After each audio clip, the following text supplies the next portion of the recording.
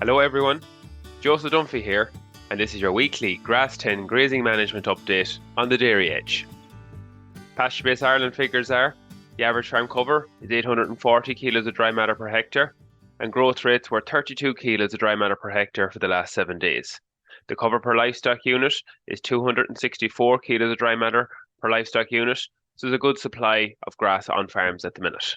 Dry matter percentages have been variable, with 15% recorded in Athenry, County Galway, 22% in Oak Park, County Carlow, 17% in Moorpark, County Cork, and 18.5% in Grange, County Meath. Your predicted grass growth, rainfall, and soil temperatures for the coming 7 days.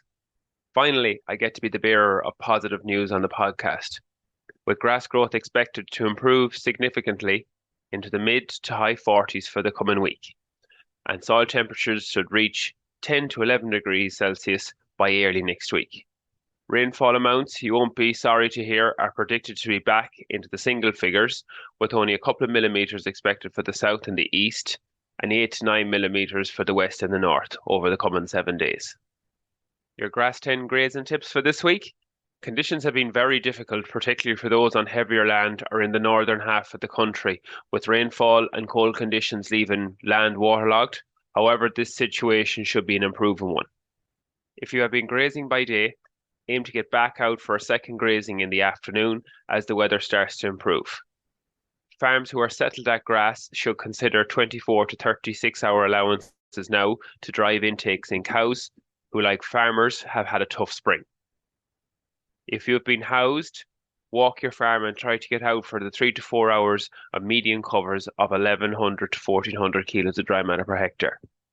On some farms, the last remaining paddocks on the first rotation are too wet to graze, so move into the second rotation if covers are above 1,200 kilos of dry matter per hectare, and decide over the course of the next week to 10 days whether you will need them for grazing or are they better off in a bale. Some advice on fertilising grazing and silage ground.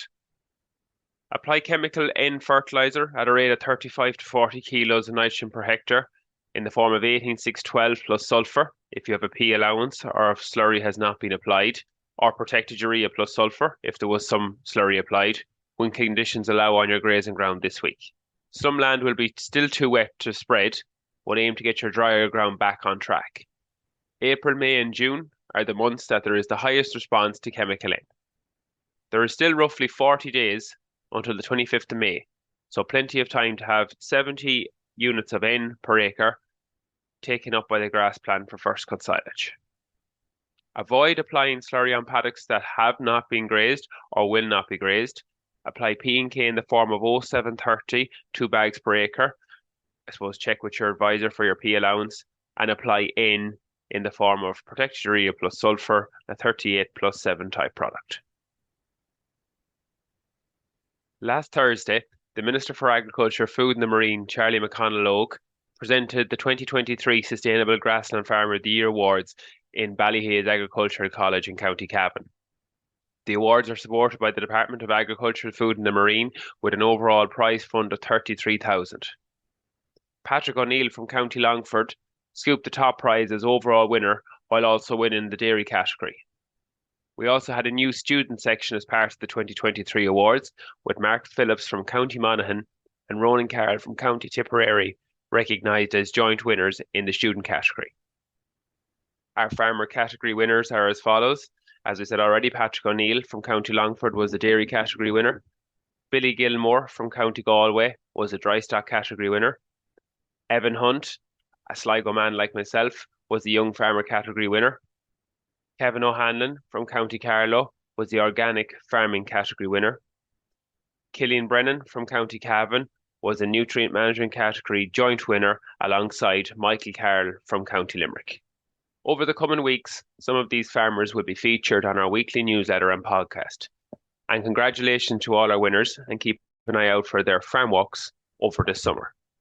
This week's featured farmer is our dairy category and overall winner, Patrick O'Neill from County Longford.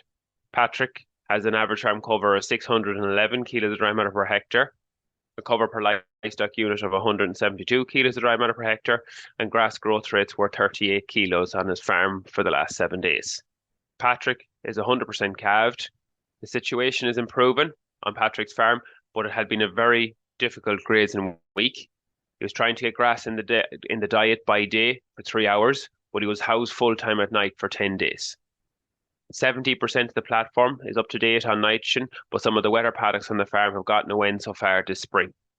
When cows were out of grass, they were being allocated 8 kilos of grass, 6 kilos of meal, and 5 kilos of silage at night.